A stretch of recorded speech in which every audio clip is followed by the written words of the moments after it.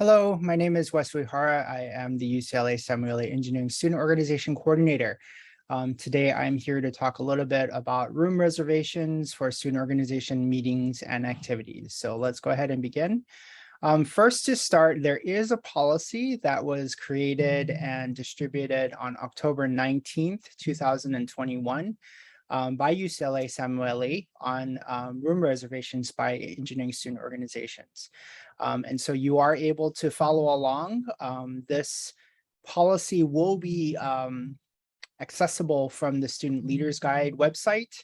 But I will try to put this into the chat during the engineering leadership workshop so that you can follow along with the policy. Okay.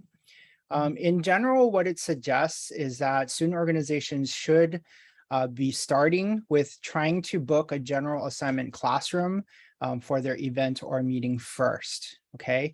Once that is exhausted, then you can try to book a room that is managed or controlled by your department. Okay.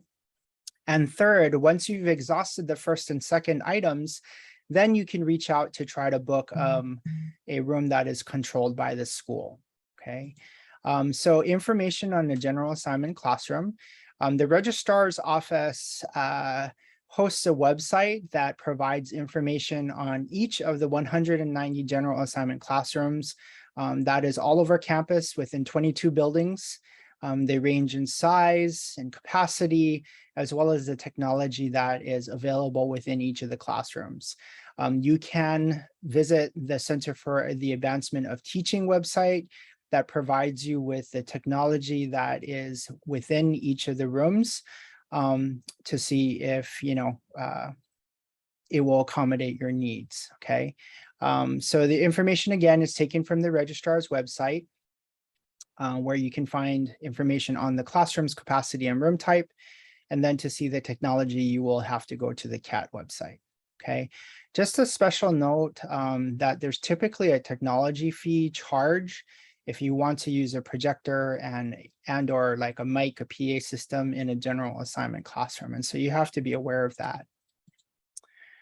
Okay, to book a general assignment classroom, and this is hot off the presses. Okay, so this is from Campus Events, who handles booking rooms for student organizations. Okay, first and foremost, your organization needs to be registered with SOL, as only the designated signatory will have access to submit the Google form. Okay, so once you're ready to book a room, you can fill out the meeting room request form, and I will put the link to that on the Student Leaders website and try to put it into the chat at the Engineering Leadership Workshop. The form is open for requests only Monday through Friday from 10 a.m. to 2 p.m. And so you should be mindful that you won't receive a response to your request if you're submitting it outside of those times.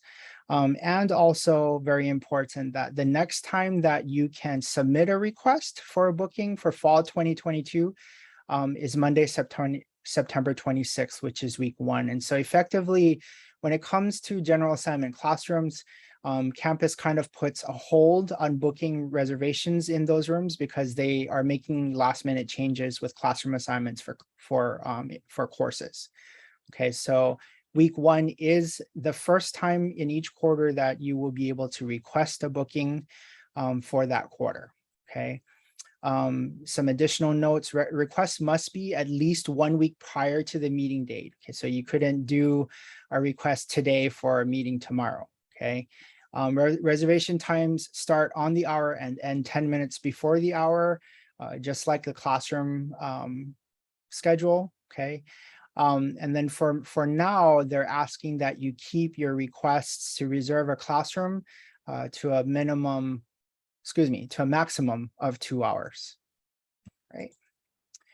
All right, so the second tier of booking a room is to go to a department and request a room. And so here's a listing of each of the rooms and where to look for information on how to reserve it. Okay, so chemical engineering is the first, 5531 Bolter Hall with 10 to 12 seats. They are scheduling that room through Schedule It. As you'll see, many of the rooms in the department as well as the school utilize to book their rooms. Okay, with civil and environmental engineering, they have a 25 to 30 seat room in 4275. Computer science has a number of different conference rooms with a variety of different seat capacities. And you would click this link to learn a little bit more about how to reserve the space and what their rules are with regard to being able to use the space. Okay, electrical engineering has a number of rooms as well. The Elliott room, Faraday, Maxwell, and the Tesla rooms, and you can see the variety of different seat capacities in each of those rooms. With some of the rooms where you see a range, so for example, with Elliott room, you see 10 to 15 seats. There's a bit of a question as to how many seats are actually available in that room. And so you may need to inquire with the person who manages that room what the current occupancy is. But this is kind of a starting off point as a guide for you to be able to think about meeting spaces that you can use within the school. Okay. Mechanical and aerospace engineering has a bunch of rooms as well, some of which with a little larger capacity. You can see 38, 138, engineering 4 is 70 seats. And then material sciences and engineering also has a number of different conference rooms. You're going to note here that like many of the departments have like one larger conference room and then maybe a couple or a few smaller capacity conference rooms. Okay. Important things to note about department rooms is that the priority is generally given to department faculty meetings and other department meetings first. Room managers have a tendency to not want to allow reservations in the department rooms for for classroom-like activities because they feel that those kinds of activities are better served in a classroom. And so generally speaking, you know, they're a little less resistant to booking a room if it's a non-classroom activity, okay? Availability, and so some of these rooms or departments have calendars that show when there's a reservation in that room, but just because it's available does not guarantee access, okay? You'll need to review each of the websites for their policies, and then just a note that some of these rooms also require cleaning fees. All right, so once you've exhausted a general classroom assignment room and a department room, and you are unable to, you know, make a reservation for your needs, then you can reach out to book a UCLA Samueli controlled room. Okay, and so here are the rooms that the school manages. And so in Bolter Hall, we have 8500 Bolter Hall Penthouse that seats between 50 and 60. The Student Creativity Center has 2 meeting spaces, and the first is in the center room of 2730. That is a reservable meeting space, as well as a small conference room next to the elevator in Bolter Hall 2761. The second floor courtyard of Bolter Hall is also a multi-purpose event and workspace. And I manage the calendar for that. And so if you're interested in reserving it for an event, then you can reach out to me. 5800, that's ESUC Lounge, and ESUC has their process to be able to book out that room. 6288B, this is the Engineering Student Resource Center. We have a very small 6 to 8 people conference room, but you're welcome to use it if it's not being used, if you have a meeting.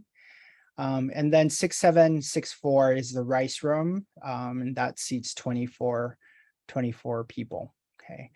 In Engineering 4, the second floor patio is also a space that's controlled by the school. The last we checked with the fire marshal, I think there was about 120 capacity, even though that space is quite large. One of the things to know about the second floor patio is that it is facing Westwood Plaza. And so you will need to adhere to you know, the campus policies with regards to noise, okay? And events can help you to figure out what that is. In Engineering 6, there are a number of rooms.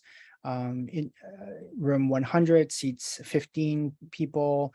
I was unable to get the number of seats in 300, but I believe it to be slightly larger than Engineering 6 room 100.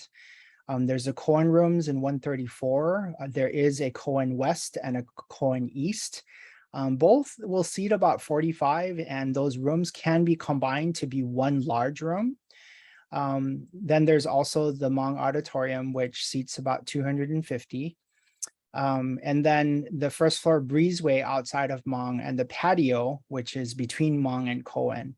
Okay, it's important to note that these are separate reservations, okay? Like you have to book both spaces if you're wanting to use each one, okay? I've had the, been in the uncomfortable situation of having booked the patio without realizing that I also needed to book the breezeway, which is effectively kind of the lobby of Engineering 6.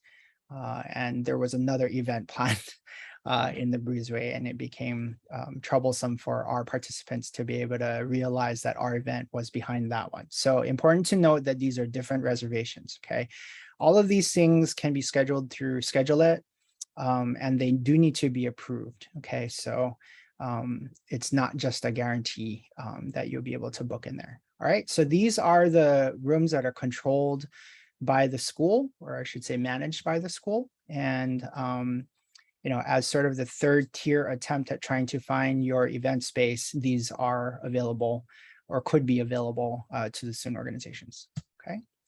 I just wanted to make a quick note that there are the other campus venues, Ackerman Ballrooms in Kirkhoff that's scheduled through ASUCLA.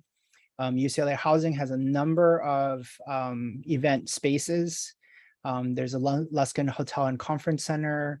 Poly Pavilion has an event space. Tom Bradley Conference Center, as well as the James West Alumni Association. All of these locations have charges for utilizing their space. But, you know, I wanted to make that information available to the organizations should they need those accommodations.